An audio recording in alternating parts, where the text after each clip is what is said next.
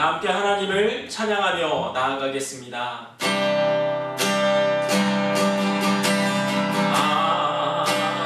하나님의 음성을 듣고자 기도하며 귀를 기울이시고 내 기도를 들어주신 나의 깊은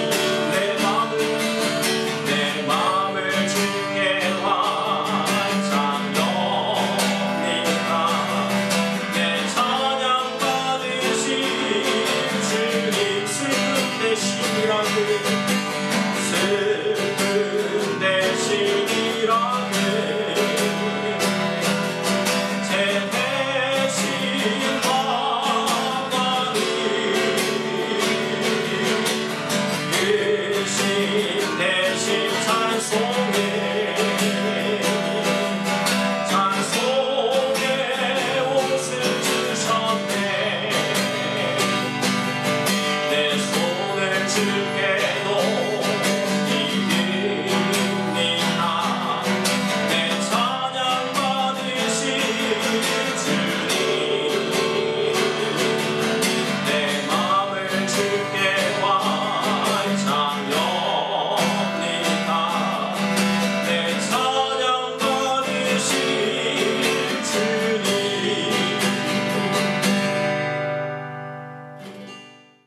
다 함께 사도신경 하심으로 우리 하나님 앞에 신앙 고백 드리겠습니다.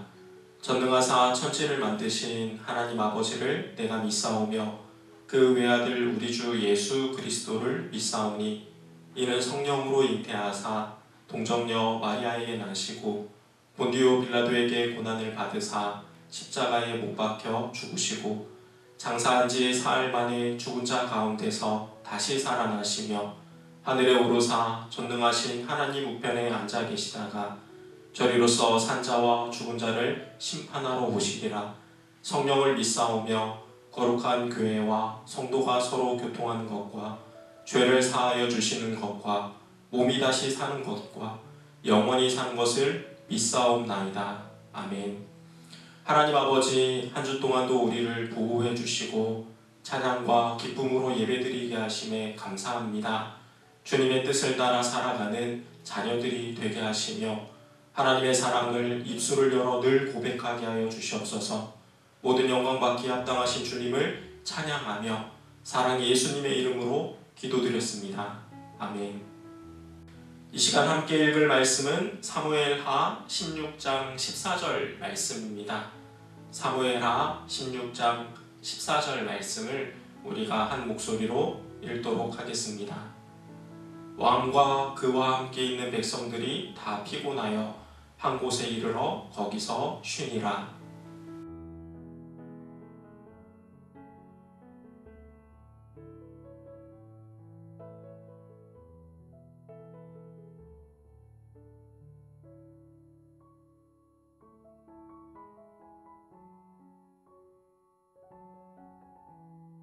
예배 나오신 모든 분들에게 하나님의 은혜와 평강이 함께 하시길 축원합니다.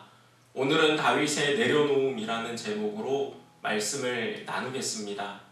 다윗은 12지파를 통일시킨 왕이었으며 어떤 전쟁이든지 나가는 곳마다 승리를 하였고 그 무엇보다도 하나님께서 참 사랑하는 자녀였습니다.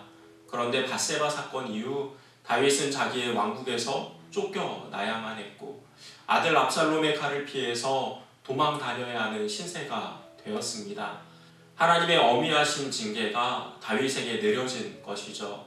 이런 징계가 있을 때 우리는 어떤 자세를 가질 수 있을까요? 성경에서는 3가지 정도의 반응이 나옵니다. 첫 번째로 하나님의 징계에 반항하는 모습입니다. 이스라엘 백성들이 우상 숭배하고 악을 행할 때마다 하나님께서는 선지자와 예언자들을 보내주셨습니다. 처음에는 회개하는 모습도 있었지만 시간이 지나면서 마음에 찔리는 소리를 내는 예언자들을 때리고 죽였습니다. 결국 하나님께서는 강한 이방 나라를 통해서 이스라엘을 멸망시키셔야만 했습니다. 두 번째로 하나님의 징계 앞에서 꾀를 부리는 모습입니다. 대표적인 예가 룻기서에 나오죠. 이스라엘의 우상 숭배를 보시고 흉년을 내리셨는데 엘리멜렉이라는 사람은 자기 재산을 다 팔아서 모압 땅으로 도망을 가버렸습니다. 이웃들과 가난한 사람들은 다 굶어 죽을 판인데 자기들만 잘 먹고 잘 살겠다고 도망가 버린 거예요. 하나님께서는 엘리멜렉을 치시죠. 그런데도 아내 나오미가 여전히 하나님을 피해서 자기의 방법을 따라 살려고 합니다. 결국 두 아들 말룡과 기론도 죽고 모든 재산도 다 사라집니다. 세 번째로 하나님의 징계 앞에서 모든 것을 내려놓는 모습입니다. 물론 행동에 따른 책임은 져야 합니다. 하지만 하나님의 긍휼히 여기심이 그의 삶에 나타나게 되는 것이죠. 우리가 보고 있는 다윗이 바로 세 번째 사람입니다. 어려움을 겪고 있는 상황이지만 마음을 높이지 아니하고 비어있는 마음으로 하나님의 뜻을 구하는 그리스도인의 모습인 것이죠.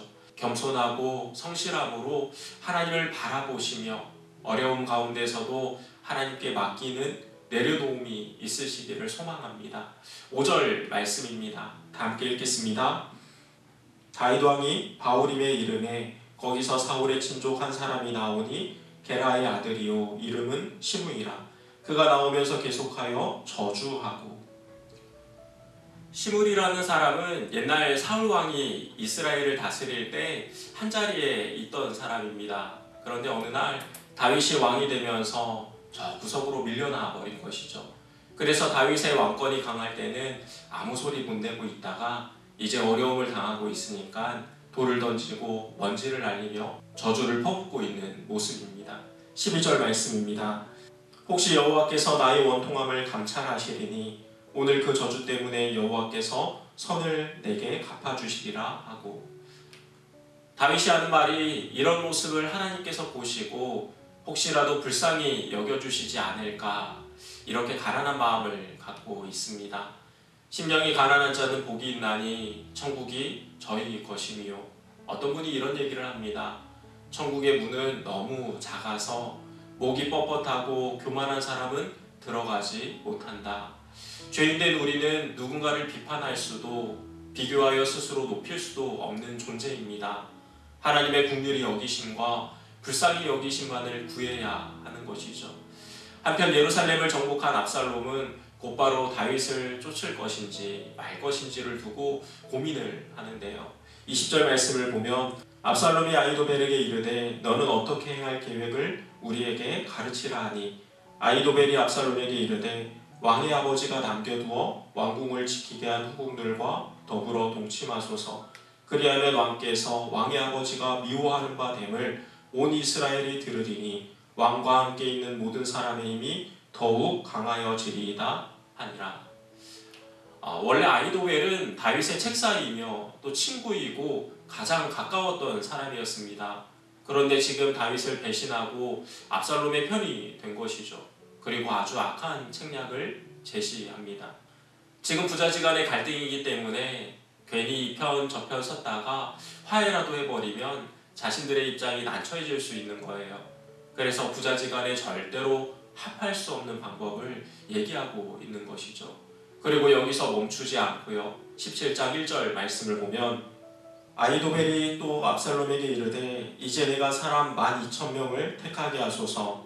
오늘 밤에 내가 일어나서 다윗의 뒤를 추적하여 그가 고나고 힘이 빠졌을 때에 기습하여 그를 무섭게 하면 그와 함께 있는 모든 백성이 도망하리니 내가 다윗 왕만 쳐 죽이고 모든 백성이 당신께 돌아오게 하리니 모든 사람이 돌아오기는 왕이 찾는 이 사람에게 달렸으니라. 그리하면 모든 백성이 평안하리이다 하니 압살롬과 이스라엘의 장로들이 다 그 말을 옳게 여기더라. 속전속결로 다윗을 해치우자고 제안을 합니다.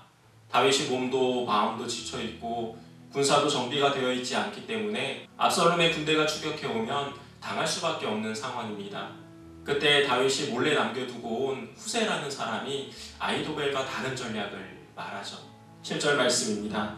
후세가 압살롬에게 이르되 이번에는 아히도벨이 베푼 계략이 좋지 아니하니이다 하고 또 후세가 말하되 왕도 아시거니와 왕의 아버지와 그의 추종자들은 용사라. 그들은 들에 있는 곰이 새끼를 빼앗긴 것 같이 격분하였고 왕에 붙이는 전쟁에 익숙한 사람인즉 백성과 함께 자지 아니하고. 상대방을 설득하는 방식으로 후세가 말을 하는데요. 먼저 왕도 아시거니와 압살롬을 존중하는 입장으로 말을 시작합니다. 그리고 이어서 하는 말이 다윗은 정쟁에 익숙한 용사입니다. 잠도 안 잘 것이고 병법을 익힌 사람이기 때문에 잘못하다가는 역공을 당할 수 있습니다. 거기다 곰이 새끼를 빼앗길 것 같이 격분한 상태이기 때문에 이런 때는 건들지 않는 것이 좋습니다. 상대방을 인정하면서 감정의 호소까지 들어가니까 설득을 안 당할 수 없는 것이죠. 14절 말씀을 보면 압살롬과 온 이스라엘 사람들이 이르되 아렉 사람 후세의 계략은 아히도벨의 계략보다 낫다 하니 이는 여호와께서 압살롬에게 화를 내리려 하사 아히도벨의 좋은 계략을 물리치라고 명령하셨음이더라. 사실 백성들은 이래도 좋고 저래도 좋아합니다. 군중 심리를 따라 여론이 형성되기 때문이죠. 거기다 한때 다윗의 상에서 녹을 먹던 사람들이기 때문에 후세의 말에 더 비중을 둡니다. 압살롬도 생각해보니까 아들이 칼을 들고 아버지를 죽이러 갔다, 그런 소문이 별로 안 좋아 보이는 거예요. 결국 아히도벨의 모략은 후세의 말로 인해서 무산이 되어버립니다. 그리고 아히도벨이 얼마나 마음이 상했던지 그 길로 집에 가서 자살해 버립니다. 악한 자는 자기 꾀에 자기가 빠지게 되어 있습니다. 역사를 보면 온건한 사람과 과격한 사람이 항상 나오는데, 과격한 사람들은 자기에게 있는 힘을 다 써버리고 그 수에 당하게 됩니다. 우리나라의 정치나 미국의 정치를 보면 이런 성경적인 내용들이 그대로 적용되는 것을 우리가 알 수 있을 것입니다. 사도 바울도 하는 말이 내게 있는 권리를 다 사용하지 않는다 라고 얘기를 하죠. 조금 손해보더라도 양보하고 내게 악을 행할지라도 원수를 원수로 갚지 아니하며 하나님께 맡기시는 분들이 되시기를 바랍니다. 22절 말씀입니다. 다윗이 일어나 모든 백성과 함께 요단을 건널세 새벽까지 한 사람도 요단을 건너지 못한 자가 없었더라. 아히도벨이 자기 계략이 시행되지 못함을 보고 나귀의 안장을 지우고 일어나 고향으로 돌아가 자기 집에 이르러 집을 정리하고 스스로 목매어 죽음에 그의 조상의 묘에 장사되니라. 이렇게 해서 압살롬은 다윗을 죽일 수 있는 기회를 놓쳐버렸고요. 두 군대가 서로 이제 대치하게 됩니다. 압살롬은 아마사를 군대 장관으로, 다윗은 1군의 요압, 2군의 아비새, 3군의 이때를 군지휘관으로 세웠는데, 다윗이 전투에 임하는 장군들에게 한마디 합니다. 18장 5절 말씀을 보면은요, 왕이 요압과 아비새와 이때에게 명령하여 이르되 나를 위하여 젊은 압살롬을 너그러이 대우하라 하니, 왕이 압살롬을 위하여 모든 군 지휘관에게 명령할 때에 백성들이 다 들으니라. 그리고 전쟁이 시작되는데 다들 밀리면 끝장이다 라고 생각했던지 그 전쟁이 격렬하여서 2만 명이 죽고요. 또 말을 타고 가다가 나뭇가지에 걸려서 죽은 사람도 많았다고 기록되어 있습니다. 9절 말씀을 보겠습니다. 압살롬이 다윗의 부하들과 마주치니라. 압살롬이 노새를 탔는데 그 노새가 큰 상수리나무 번성한 가지 아래로 지날 때에 압살롬의 머리가 그 상수리나무에 걸리매 그가 공중과 그 땅 사이에 달리고 그가 탔던 노새는 그 아래로 빠져나간지라. 압살롬도 머리카락이 길었던지 그만 상수리나무 가지에 걸려버린 것이죠.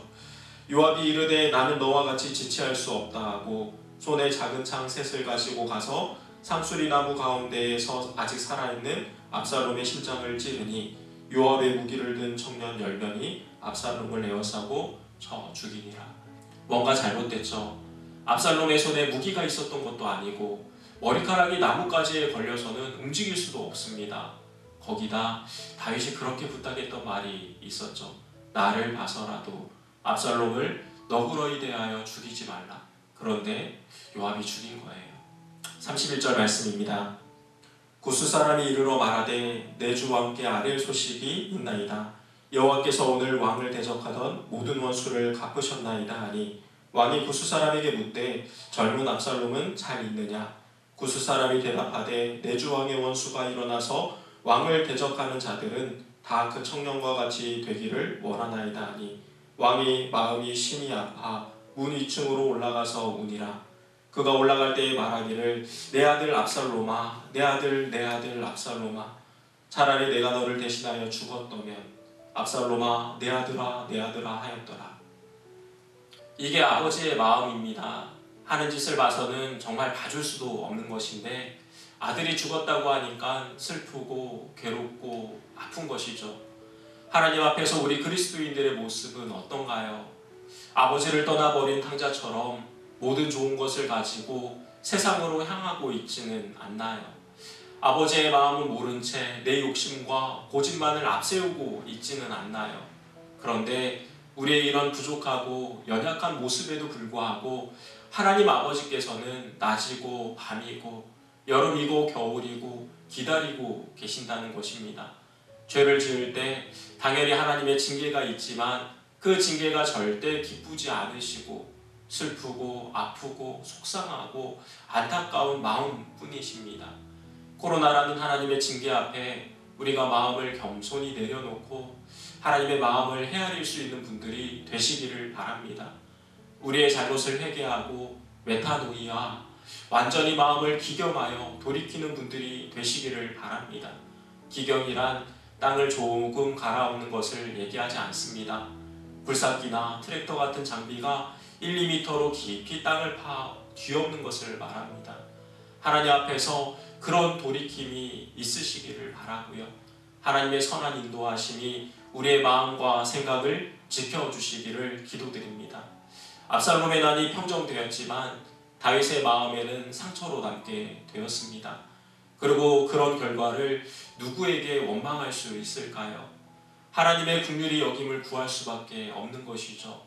이런 내 모습을 보시고 하나님께서 불쌍히 여겨주시지 않을까, 다윗의 유일한 희망입니다. 전도서 말씀을 보면 형통할 때에 찬송하고 공고할 때에 생각하라 라는 말씀이 있습니다. 잘 나간다고 계속해서 잘 나가는 것이 아니고요, 어렵다고 항상 어려운 것도 아닙니다.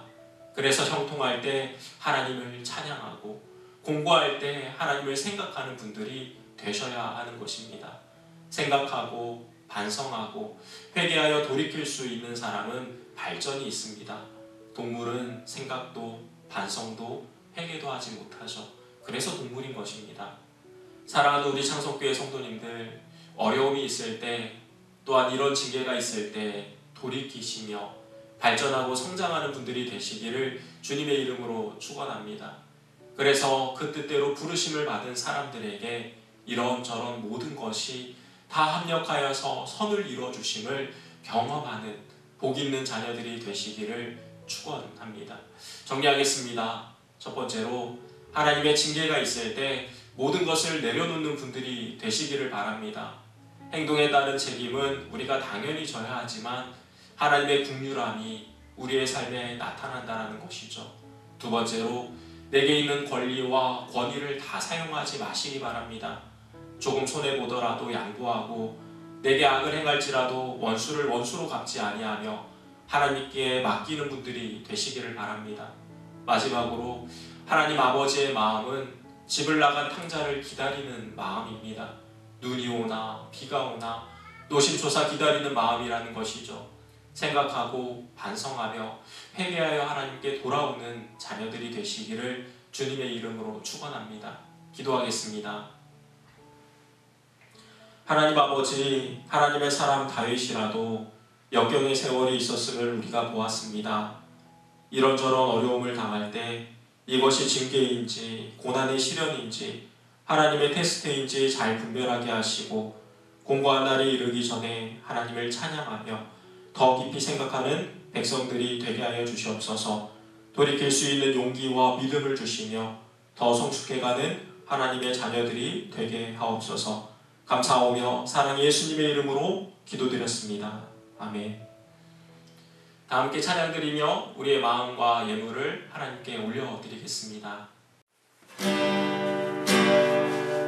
온 마음 나의 사랑합니다. 온 마음 나의 주 알기 원하네. 내 모든 삶 당신 것이니 주만 섬기니. 온 마음 나의 온 마음 나의 온 마음 나의 사랑합니다. 온 마음 나의 주 알기 원하네. 내 모든 삶 당신 것이니 주만 섬기니. 온 마음 나의. 하나님 아버지, 우리의 마음과 예물을 올려드립니다. 황소를 드림보다 진정한 노래를, 제사보다 순종을 원하시는 주님께 우리의 중심이 늘 바로 서 있게 하시고 입술을 열어 하나님을 사랑합니다 라고 고백하는 자녀들이 되게 하여 주시옵소서. 어려움 중에도 구별하여서 11조와 주정원금과 감사원금을 올려드립니다. 생활 가운데 어렵지 않도록 일용할 양식과 필요를 채워주시고 하나님의 선하신 손이 도우사 하는 일들과 가정과 자녀들을 인도하여 주시옵소서. 아픈 가운데 있는 성도들을 긍휼히 여겨주시고 심령이 가난한 자들에게 하나님의 사랑과 은혜를 나타내 주시옵소서. 차세대 친구들에게 지혜와 총명함을 더하여 주시고 하나님을 늘 생각하는 지혜자가 되게 하옵소서. 이제는 우리 구주 예수 그리스도의 은혜와 하나님의 사랑과 성령님의 교제하심이 내려놓고 더 내려놓으며 겸손히 하나님의 뜻을 구하고 하나님의 마음을 알기 위해 힘쓰기로 결단하는 모든 성도들 가운데, 자녀와 하고 있는 일들 가운데 눈물로 복음의 씨앗을 뿌리며 헌신하는 선교사님들과 사역자들 가운데 이제로부터 영원토록 함께 있을지어다. 아멘. 예배를 모두 마쳤습니다. 오늘도 주님 안에서 복된 주일이 되시며 가족들과 믿음의 사람들과 따뜻한 나눔이 있으시기를 소망합니다.